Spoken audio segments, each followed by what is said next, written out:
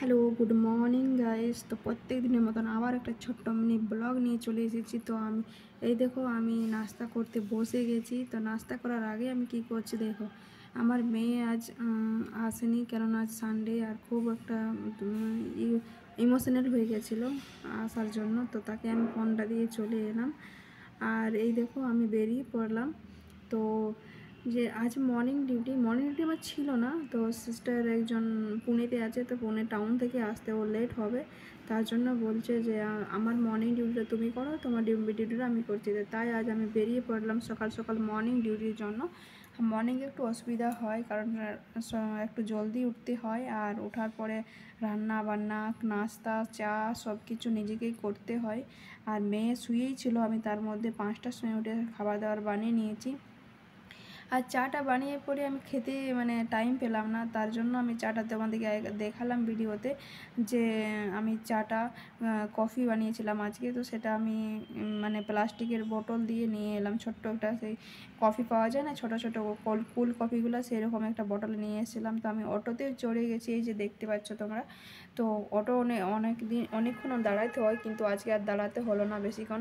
চলে এসেছে একটা কাকার কাছে আমি বসে পড়লাম। আর চলতে এই দেখো একটা আমি দুটো চোখ পেরোতে হয়, তো একটা চোখে দেখলাম যে দুতলা বাস, তো তাই তোমাদেরকেও দেখিয়ে দিলাম। আর এই যে আমি অটো থেকে নেমে পড়ে 20 টাকা ভাড়া ছিল আর কি, তো আমি দিলাম, তো 5 টাকা দিয়ে দিল রিটার্ন। ঠিক আছে, তো এবার আমি হেঁটে হেঁটে যাব।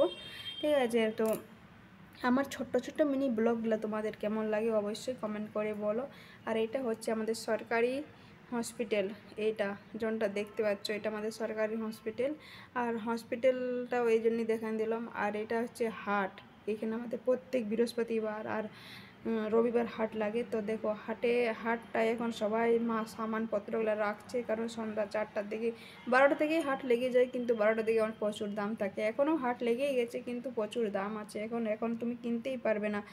দেখো চলো জিজ্ঞেস করছি পটলের দাম কত। ঠিক আছে, এদিকে খুব সুন্দর সুন্দর এখন রোকা রোকা মাল আছে। ঠিক আছে, তো দেখলাম যে জিজ্ঞেস করে নিই। তো দেখি একটু পটল অনেক ছিল, আর কাঁচা লঙ্কা ছিল, আর বাড়িতে কাঁচা লঙ্কাও শেষ হয়ে গেছে, আর সবজিও কিছু ছিল না। কালকে ভেন্ডি নিয়ে গেছিলাম, সে ভেন্ডি ছিল। তো পটলটা জিজ্ঞেস করে দেখলাম, তো বলছে 30 টাকা পাও। আর এই যে একটা ওল ছিল, সেটাও তো বাবা অনেক দাম, 60 টাকা পাও বলছে। এটা লাল আলুও তো দেখা যায় না, কিন্তু আজ দেখা যাচ্ছে। তো সেই হাট থেকে বেরিয়ে পড়লাম আমি, আর পায়ে পায়ে যাচ্ছি দেখো। তো পায়ে পায়ে যেতে একটু লেট হয়, এক জায়গায় অটোয় চড়লাম আর এক জায়গায় পায়ে পায়ে যাচ্ছি। এখানেও অটো পাওয়া যায়, কিন্তু দাঁড়াতে হতো, দাঁড়ালে আবার লেট হবে সেই জন্য। তো ফাইনালি আমি হসপিটাল পৌঁছে গেছি দরওয়াজার কাছে। আর আমি এখন সাইন করে ভিতরে ঢুকবো। তো ভিতরে ঢোকার আগে সাঁই বাবা আছে, সাঁই বাবাকে প্রণাম করে নেব।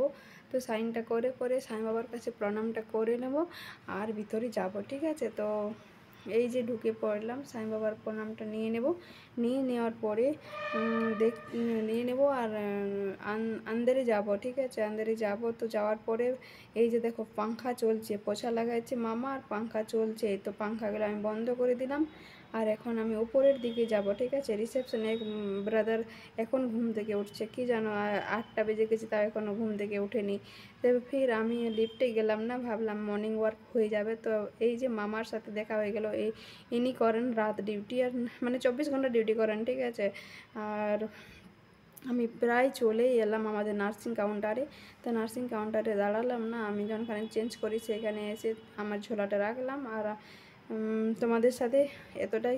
আর যদি আমার ভিডিওটা ভালো লাগে তো অবশ্যই লাইক শেয়ার কমেন্ট করো।